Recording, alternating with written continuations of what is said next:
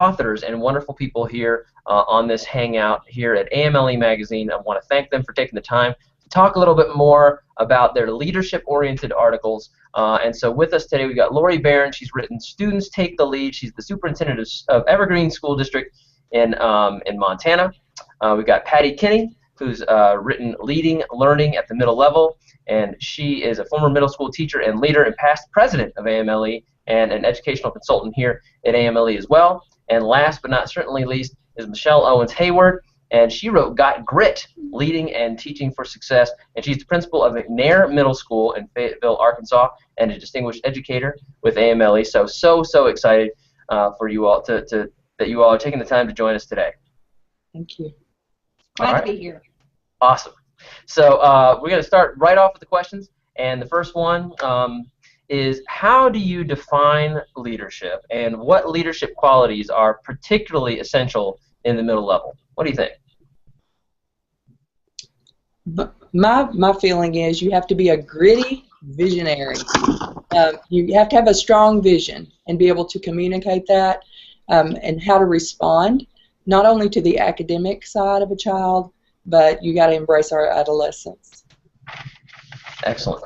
You know, for me, I think it's about, I agree, I like that grit part of it, and I would take that to being able to really serve others. I love the idea of everybody leading together, and so I think it's real important that you remember when you're leading to also be able to be led.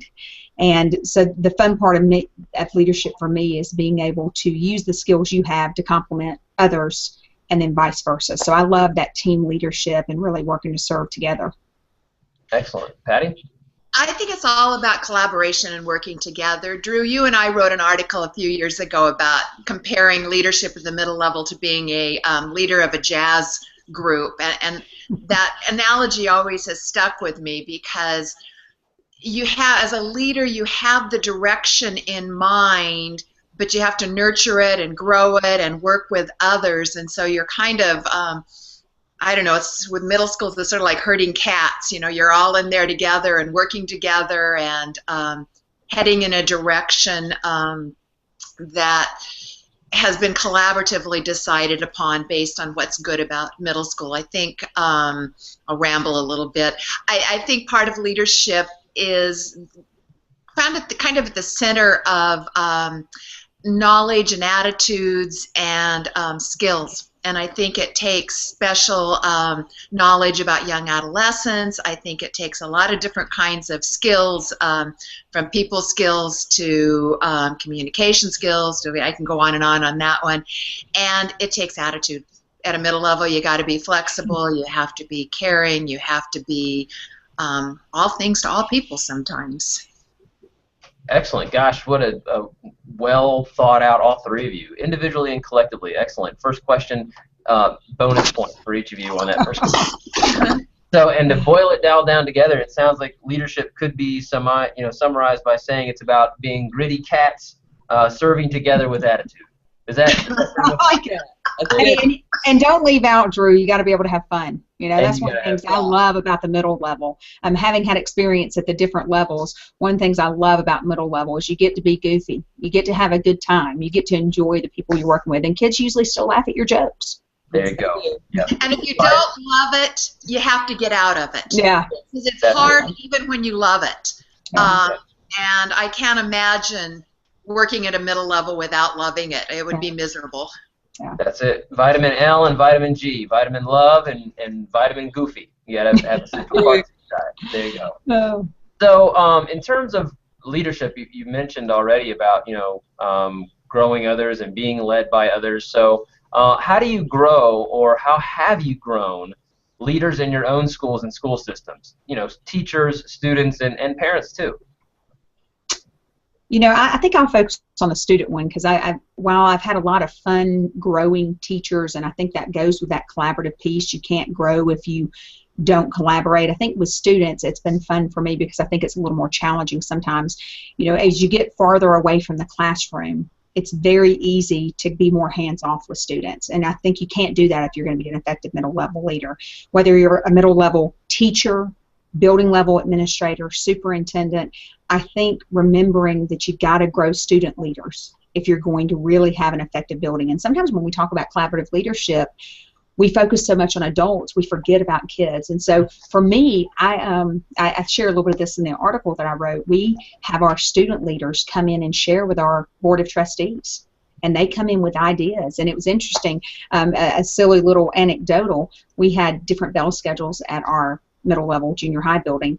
And it was because that was the bell system we had. It would only ring the way it would. And so it was ringing in different classrooms at the same time. And the kids came to the board and said, "Why do y'all do that?" We hadn't told them why we did it. We didn't tell them we had an operational problem. In the end, we ended up getting a better bell system because the kids came and said, "You're driving us crazy." And it's so important to remember to listen to that student voice. And if we don't give them opportunities, if we don't put an audience in front of them, if we don't give them quality, meaningful assignments that create that opportunity for leadership, we've got to remember these are young adolescents. And if we don't develop that for them, then they might not step up. Some of them may, but we certainly won't have as many. And so I think it's critical to really develop student leadership at that adolescence level. Awesome, awesome. Patty? And Lori, I agree 100% with what you're saying, so I'll focus a little bit on the teacher side of it. And I think part of it is having an attitude that as a leader, you are not the person who knows it all, who can do it all, that you need everybody working together. And I think you have to give people opportunity. I had an experience, I guess about 5 years into being a principal, that our district went into some very severe budget difficulties, with the ultimate decision being that I would lose my assistant principal, and I only had one assistant principal and about 700 6th, 7th, and 8th graders. And I couldn't do it all. And there were things that had to go by the wayside if people weren't willing to step up to the plate. And I kind of explained it to my staff. Unfortunately, I had a fabulous staff, and they did. And people, I remember a math teacher coming up and says, "Why don't I take over the math curriculum, and I'll work with the math teachers and keep you informed." And so a lot of it is giving people that opportunity to practice leadership. I had a friend who was a principal in Texas, and she had a system set up in her school that every teacher, from first-year teachers to the veterans, had some sort of leadership responsibility for the school, whether it was planning a social or, leading the team leader council. So I think it's that attitude that you aren't in there doing it just for yourself, that you have to have help, and then you have to give people opportunities to step up and to practice those skills. Excellent, excellent. Yeah, everything that you said, both students and teachers, what resonates with me so much is that these opportunities that we give people to become leaders in our schools and school systems, it's about changing the lens through which they see themselves. It's like they might not see themselves as leaders until we give them the opportunity to do that, and changing that narrative, changing that story that they have of themselves.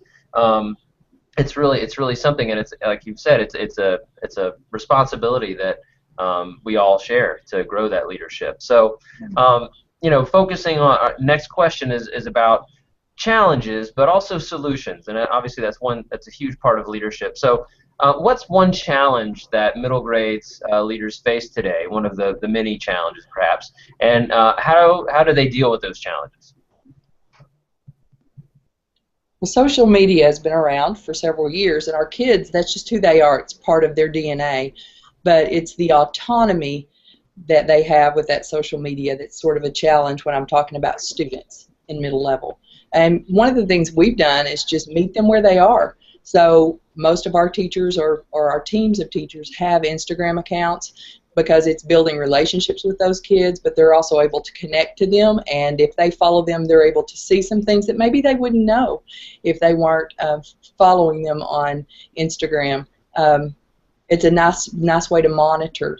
We also use advisory time and our PTA meetings to teach students about safety issues, etiquette, and even just tools on how to deal with things that are sort of residuals of that social media autonomy, which could be bullying and some other mean girl drama and other things that happen in middle school. So one of the things that I'm doing is a book study with our parents, and it's actually a lady that that presented at AMLE a couple of years ago, Rosalind Wiseman. I'm going to do a book study, Queen Bees and Wannabes, with our parents at our local coffee shop. So that'll happen in a couple of weeks. That's great. That's great. Yeah. Yeah, I think since you took the drama one, Michelle, I won't touch that one, although it is huge and it's difficult. You're dealing with young adolescents. You know, that aside from birth to 3, the most critical developmental time in a person's lifetime is like 11 to 14, which is that middle level. And so I think it's critical how we deal with that. So I guess for me, one of the big challenges, keeping that in mind, especially when you look at middle level stretching perhaps as young as sometimes 10 or as old as perhaps 15. To me, the big transition we face as middle level leaders is that successful transition. It is so different bringing perhaps a 10-year-old to 11-year-old into 5th or 6th grade and transitioning then that 13, 14, 15-year-old into the high school. And I think it takes such a skill set of not just, you know, we sometimes look at elementary maybe as more kid-focused and high school is more content-focused. And I think that's one of the reasons I love middle level is because you do both. And I've always been a big proponent of teach kids first and content second. And I think no matter what level you're at, if you keep that mentality, you can be more successful. But it's trying to make that adapt to those different ages. You know, how you work with a 10, 11-year-old is different than how you work with a 13, 14-year-old. And bringing kids from one building into yours and then sending them from your building out into another one and making that time meaningful and cooperating with the changes that families have and parent expectations and then building that autonomy as they move into high school, I think is a very difficult time. And I go back to what Patty mentioned earlier. You have to love it. It's a hard job. And having had experience at all 3 levels, to me it's the most fun, but it was also it sometimes is the most challenging because so many ranges of needs and development happen during that time that you can't just specialize in one area. You have to know a lot about those different ages and how students learn and how students develop emotionally and physically, cognitively, socially, and dealing with, as Michelle said, the social media realm that we're in. You know, when they're sometimes at their most mature, immature, yet developing, that's when they're practicing and playing with that stuff. And so guiding that transition, I think, is critical. And having those open conversations and working with parents and giving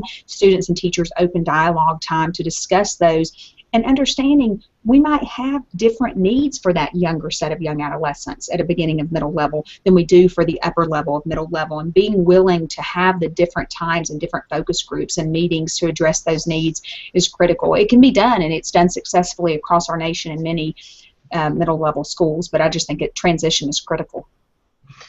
Excellent. And you know, the social media, autonomy, transition, drama, and many more different ingredients can make middle school challenging, but also make it that lovely challenge, that joyous challenge. That obviously that's why we got into it, and that's in it as well. And can I just applaud you all, because neither of you said that testing was a challenge. You know, because that's where I think a lot of people might be tempted to go. Misplaced focus.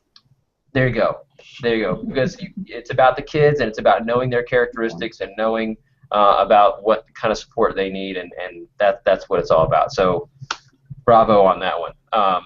More bonus points. So, fourth question. If there's, you know, a lot of people have different misconceptions, whatever you want to call it, about leadership in schools. If there's one thing that you would like people to know about school leadership, what would you tell them?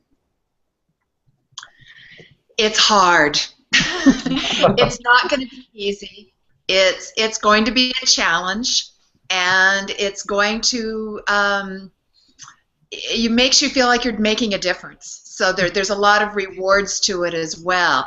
I want to touch back a little bit on what you just said about the testing and all of that, and I think it's another piece of advice for middle-level leadership, and that is find the balance, because in today's educational climate with the Common Core and the testing accountability, it's so easy to get sucked into that and forget that other piece that you just brought up about the kids. It's not an either-or position. It has to be a both-and. You have to look at what you're trying to do academically, but it has to be done in the context of who these young adolescents are and what they need and what's best for them. And so I guess that's what I want to tell people who are in school leadership about middle level is find that balance and keep the kids at the center of it. And while you're dealing with everything else you have to deal with, come back to who the kids are and what they need. Excellent. I agree. Patty nailed it. You keep the kids first, but also being able to morph your leadership style and you're working with different people is important because you're going to be working with people from all walks of life. And so knowing your people, knowing your students, knowing your parents and community is vital because that's where you're going to make those connections. And as you said, this is our life's work. So yes, it's hard, but it's all worth it. Excellent. Yeah, and like you just said, it's a people-driven enterprise, and you got to know your people, and that includes yourself, being a reflective leader and knowing what kind of person you are and what kind of support you need as a leader, and being vulnerable enough to go, to return to a previous question, being vulnerable enough to say, I need help on this project or this situation going on at school. So, and those rewards that keep us in the middle level, I think being cognizant that those rewards might not happen spontaneously. With middle school kids, gosh, I can't tell you how many times I taught an English language arts lesson and thought it was a humdinger, and then didn't really get the results until maybe 2 years later a kid came back and said, "Oh, Mr. Tomlin, do you remember when you taught that lesson? That was so cool." So those rewards might not happen immediately. So our last question. And this is one of my favorite metaphorical abstract questions, and I know that everybody's ready for it or hungry for it. All right, so here it is. If leadership was a food for middle-level education, what kind of food would it be and why? Who wants to take the first crack at it? Oh, I've been working on this. All right, go ahead, Michelle. So I think you got to be like a spicy stir fry. Because it's just bits and pieces of all kinds of flavors, and the spice is because you have to have a lot of sass. That's good. That's good. Oh. Love it. Love it. I like that. Okay, I'll go. I'm going to say cookies because I think if you look at recipes for cookies, there's some basic ingredients that you find in all of them. And you've got to have some of those basic ingredients to be a successful leader at the middle level. And I talked a little about the knowledge about it, the skills that you have, the attitudes, and all of that. But there's lots of room for additions. And I think that's where the uniqueness comes out, that even though there's commonalities, you can add your own special flavorings, you can add your own special spices, and whatever you like to make it different and to make it personalized. Excellent. All right, Drew. All right, Laura, hit us with it. This is not my skill set here. So I'm going with a nice, thick, juicy steak. And let me explain. Please do.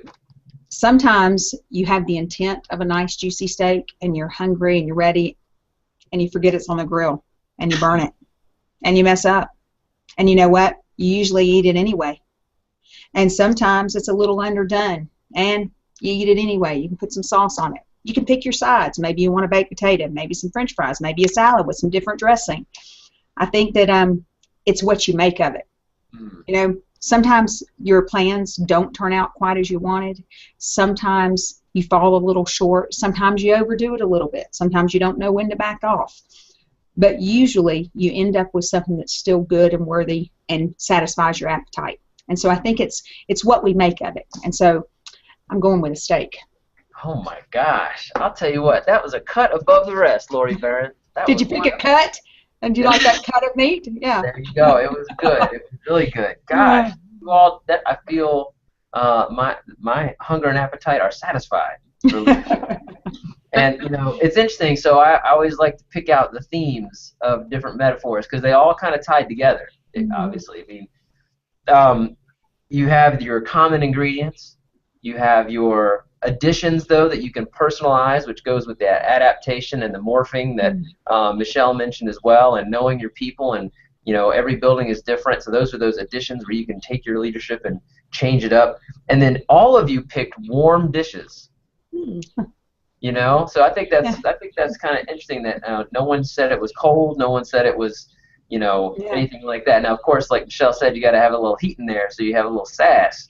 So it's not just warm, but sometimes you got to kick it up a notch. But yeah, that was brilliant. So once again, tip of the cap to you all. Excellent job. Thank you. Thanks. So Thank you. excellent. So I'll tell you what, guys. Thank you so much.